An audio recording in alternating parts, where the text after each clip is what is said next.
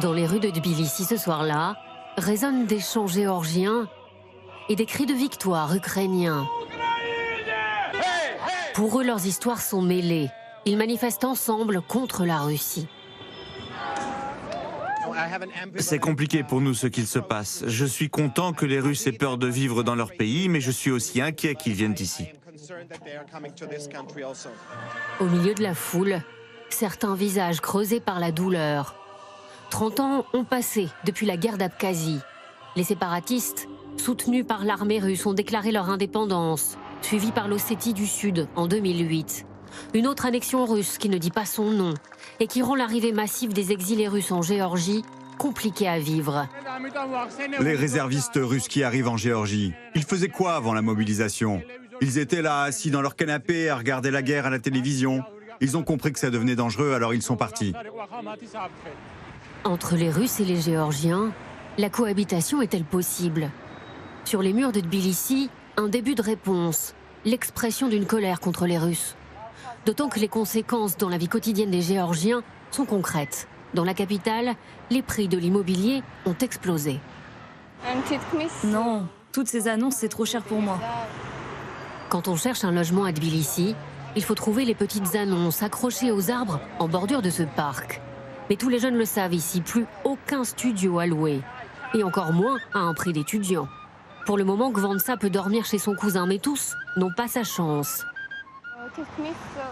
Avec mes copains, on est tous dans la même situation. C'est vraiment pas agréable ce qu'on vit. Les propriétaires augmentent les loyers parce que les Russes payent plus cher. Et moi, je ne peux rien louer. Pour l'instant, ça va. Mais ils vont rester longtemps. Et je me demande comment ça va se passer quand ils se sentiront chez eux en Géorgie. L'hostilité face aux exilés monte. Zoya en a bien conscience. Elle est russe. Pendant des années journaliste à la télévision d'État à Moscou, quelques mois avant la guerre en Crimée, elle a quitté son métier et son pays. En 2013, j'ai cru que le problème venait de moi. Mais non, j'avais atteint mes limites dans ce régime. La communication avec les autres était devenue impossible. Combien de temps avant de désapprendre une certaine idée du monde qu'elle avait elle-même relayée à la télévision pendant des années? Aujourd'hui, Zoya a fondé une chaîne YouTube avec son mari où elle décrypte les mentalités russes avec quelques conseils aux nouveaux arrivés. Vous avez quitté votre pays, maintenant vous êtes en Géorgie. Vous n'êtes pas des touristes, vous êtes ici pour construire un avenir. Ici, il ne faut pas être méprisant, manquer de respect et énerver les autres. Dans mes vidéos, j'insiste sur le respect. C'est le principal problème de la société russe.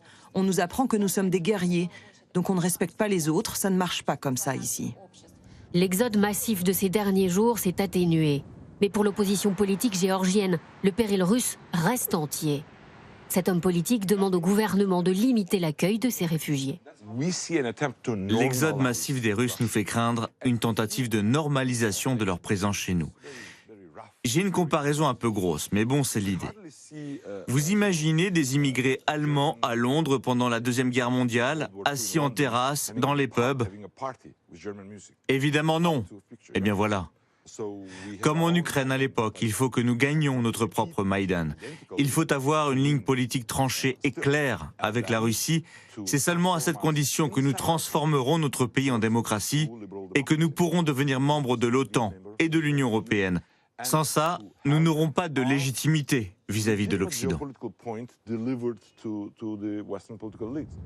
À Tbilissi, la guerre en Ukraine ravive la peur du grand voisin russe, dans une Géorgie amputée de certains de ses territoires, qui rêve de se soustraire à la tutelle de Moscou.